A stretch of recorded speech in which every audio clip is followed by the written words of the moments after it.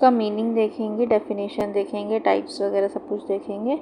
तो स्टैच्यूट का मतलब ये होता है जो भी लॉ बनाता है हमारा लेजिस्लेचर, उसको बोलते हैं स्टैच्यूट। स्टैच्यूट एक रिटन रूल है जो कि क्रिएट किया गया है लेजिस्लेटिव अथॉरिटी के द्वारा और डिस्क्राइब करता है क्या अलाउड है, क्या अलाउड नहीं है, और ऑफिशियल पॉलिसीज़ के बारे में बताता है। जो पार्लियामेंट है, जिस स्टैच्यूट बनाता कौन है, पार्लियामेंट बनाती है इसको नेशनल लेवल पे, और स्टेट लेवल पे हमारा स्टेट लेजिस्लेटिव अथॉरिटी बनाती है, स्टेट लेजिस्लेचर बनाती है हमारी। तो इसमें यही है कि जो क्या अलाउड है, क्या अलाउड नहीं है, इस चीज़ को डिस्क्राइब करता है, उसको बोलते हैं स्टैच्यूट। ये हमारा जो लॉ है, law created by the legislature, वो डिफरेंट होता है होता है किससे, जजमेंट्स जो कि कोर्ट्स देती है। ठीक है, दो तरह से लॉ बन सकते हैं, लेजिस्लेटिव बॉडी के द्वारा और जज के द्वारा। जज मेड लॉज हमारे केस लॉज के थ्रू आते हैं, और ये जो स्टैच्यूट होते हैं ना, वो रूल्स रहते हैं जिससे गवर्नमेंट एजेंसी इस्टेब्लिश होती है। कई सारे स्टैच्यूट के अंदर में ही कोई भी गवर्नमेंट अथॉरिटीज इस्टेब्लिश होती है। जो स्टैच्यूट है ना, वो डिफाइंड नहीं है हमारे कॉन्स्टिट्यूशन है, बट लॉ डिफाइंड है। लॉ डिफाइंड है 13 के 3 में डिफाइंड है।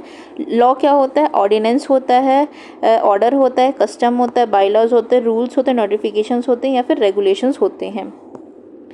फिर व्हाट हैज़ जिसके पास पावर है, मतलब ये सब चीज़ों के पास पावर होती है उस टेरिटरी के अंदर में ही। फिर उसके बाद जो स्टैच्यूट है वो रिप्रेजेंट करता है इंटेंशन को, लेजिस्लेचर की इंटेंशन को रिप्रेजेंट करता है स्टैच्यूट। स्टैच्यूट के कंपोनेंट्स क्या क्या हैं, तो शॉर्ट टाइटल होते हैं, मतलब क्या क्या चीज़ें स्टैच्यूट में होती हैं। तो ये हमारा ना, अब आगे में हम चल के हम लोग इंटरनल एड पढ़ेंगे। इंटरनल एड मतलब लॉ के अंदर ही चीज़ें जो हेल्प करती है इंटरप्रिटेशन करने के लिए, उसी को हम लोग यहाँ पे कंपोनेंट्स भी की तरह भी लिख सकते हैं। तो शॉर्ट टाइटल रहता है स्टैच्यूट में, लॉन्ग टाइटल रहता है, माने नाम दोनों हो गया स्टैच्यूट का। उसका preamble means introduction. Marginal notes जो पेपर के एंड में, पेजेस के एंड में नीचे में लिखे रहते हैं, उसको मार्जिनल नोट्स बोलते हैं। ठीक है, सेक्शन की हेडिंग, हर सेक्शन का एक हेडिंग होता है। फिर उसके इंटरप्रिटेशन क्लॉज, डेफिनेशन क्लॉज भी बोल सकते हैं, जो बताता है कि क्या शब्द, किस शब्दों का क्या मीनिंग है। सेविंग क्लॉज जनरली अंत में लिखा रहता है। सेविंग क्लॉज में जब कोई चीज़ छूट जाती है तो उसका अलग से प्रोविजन डाल करके उसको वो कर दिया जाता है, उसको सेविंग क्लॉज बोलते हैं। एक्सेप्शंस, कोई चीज़ दी गई है जनरल लॉ और उसके अपोजिट में कोई चीज़ रहती है, उसको बोलते हैं एक्सेप्शंस। जनरल लॉ पे एक्सेप्शंस नहीं अप्लाई करती, एक्सेप्शन से जनरल लॉ अप्लाई नहीं करता। एक्सप्लेनेशन कोई चीज़ को स्पेसिफाई करता है, स्टैच्यूट के अंदर में दिया रहता है, और एक अपेंडिक्स रहता है जो एक्ट के लास्ट में दिया रहता है, उसको बोलते हैं शेड्यूल।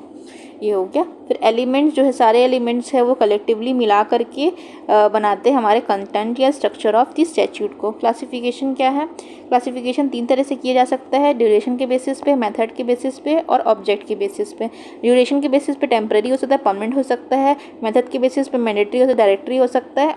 और हमारा क्या बोलते हैं, ऑब्जेक्ट के बेसिस पे codified, solid, consolidating, declaratory, remedial, enabling, disabling, penal, taxing, और एक्सप्लेनेटरी, अमेंडिंग, रिपीलिंग। ये होता है हमारा ऑब्जेक्ट के बेसिस पे। अब देख लेते हैं इसकी इंपॉर्टेंस क्या है, स्टैच्यूट क्यों इंपॉर्टेंट है। ये एक सोर्स ऑफ लॉ है, लॉ का एक इंपॉर्टेंट सोर्स बनाता है, एक्सप्रेस करता है कि लेजिस्लेचर ने किस इंटेंट के साथ बनाया है इस चीज, मतलब इसको। फिर फाउंडेशन है, राइट्स एंड ड्यूटीज़ का फाउंडेशन है। अवॉइड करता है judicial law making, judicial law making को अवॉइड करता है, मीन्स अवॉइड करता है जुडिशियल लॉ मेकिंग, मतलब वही कि जो जुडिशरी लॉ बनाती है ना उसको रिस्ट्रिक्ट करता है, मतलब ज़्यादा जुडिशरी खुद से लॉ ना बनाए। जुडिशरी का काम है इंटरप्रेट करना, जजमेंट देना, जस्टिस प्रोवाइड करना, तो वो वही काम करे जुडिशरी, ये लॉ मेकिंग चीज़ में वो इंटरफेरेंस ना करे। इसीलिए ये इंपॉर्टेंट है, स्टैच्यूट दिया रहेगा उसी अकॉर्डिंग जुडिशरी काम करेगी। यूनिफॉर्मिटी लाना है और प्रिडिक्टेबिलिटी लाना है। ऑलरेडी फिक्स रूल्स हैं तो उसमें यूनिफॉर्म हो जाता है कि ये चीज़ें ही XYZ चीज़ें ही हैं। फिर टूल है ये किसका, टूल है ये किस चीज़ के लिए, सोशल जस्टिस प्रोवाइड करने के लिए और वेलफेयर ऑफ द पीपल के लिए काम करने के लिए, वेलफेयर ऑफ द पीपल के लिए वर्क करने के लिए रहता है।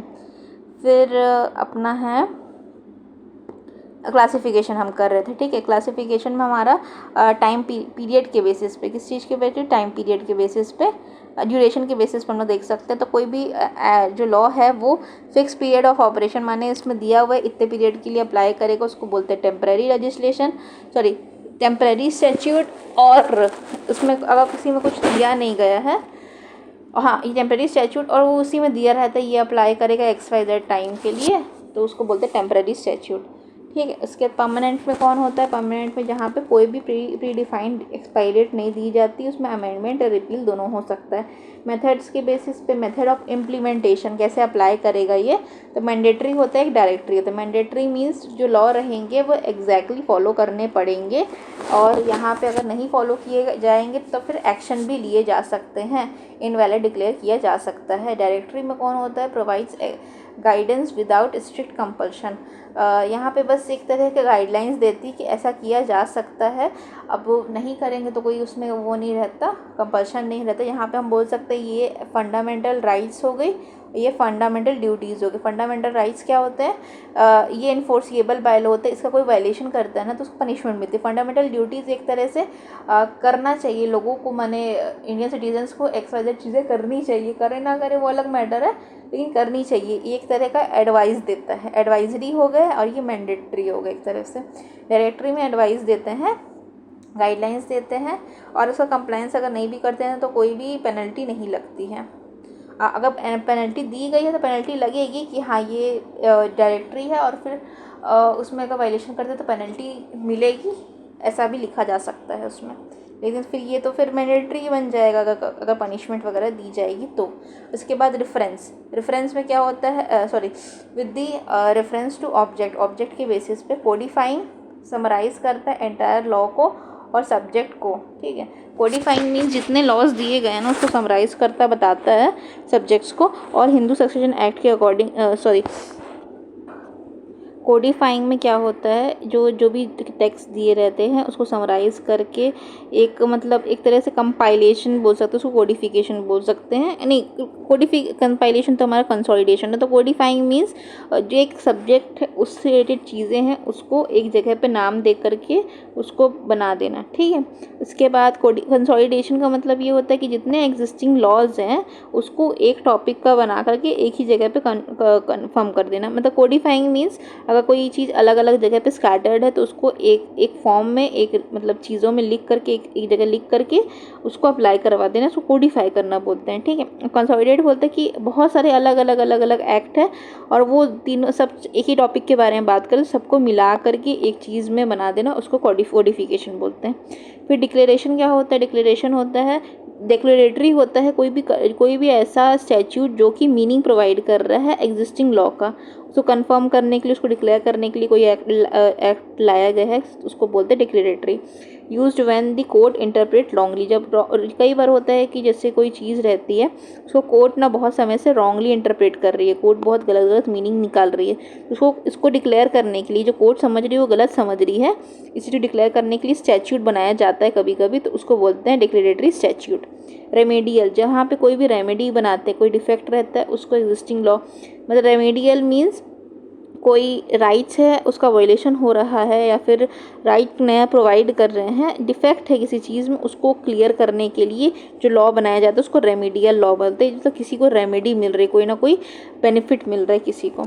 उसके बाद होता है हमारा एनेबलिंग, ये जो है परमिट करता है व्हाट अर्लियर नॉट अलाउड, कोई ऐसा एक्ट जो कि पहले अलाउड नहीं है अब अलाउड कर दिया गया है, उसको एनेबलिंग प्रोविज़न बोलते हैं। अथॉरिटी मिलता है कोई चीज़ को करने के लिए लॉफुली, जो चीज़ अनलॉफुल था उसको लॉफुल बना देना इज़ एनेबलिंग, और कोई चीज़ लॉफुल था उसको अनलॉफुल बना देना। रिस्ट्रिक्ट या remove existing common legal law rights, कोई चीज़ थी उसको अनलॉफुल बना देना, लॉफुल टू अनलॉफुल होगा तो लॉफुल टू अनलॉफुल डिसेबलिंग, और अनलॉफुल टू लॉफुल अनेबलिंग। फिर उसके बाद पीनल प्रोविज़न, जहाँ पे पेनल्टी या पनिशमेंट प्रोस्क्राइब किया गया है किसी भी ऑफेंस के लिए, तो यहाँ पे हम लोग पीनल प्रोविज़न उसका रहता है, और उसको स्ट्रिक्टली इंटरप्रेट करेंगे किसके फेवर में? एक्यूज के फेवर में। जिससे मतलब यहाँ पे ये बोला जा रहा है कि पनिशमेंट जो होता है ना, अगर किसी एक्ट में दी गई है तो उसको हम लोग पीनल स्टैच्यूट बोलेंगे। और जो पीनल और टैक्सेशन स्टैच्यूट हम लोग डिटेल में करेंगे, इसमें क्या होता है कि यहाँ पे दोनों कंडीशन में अगर कोई भी प्रॉब्लम आती है, कोई भी ऐसा कन्फ्यूजन होता है, तो हमेशा किसके फेवर में दिया जाएगा?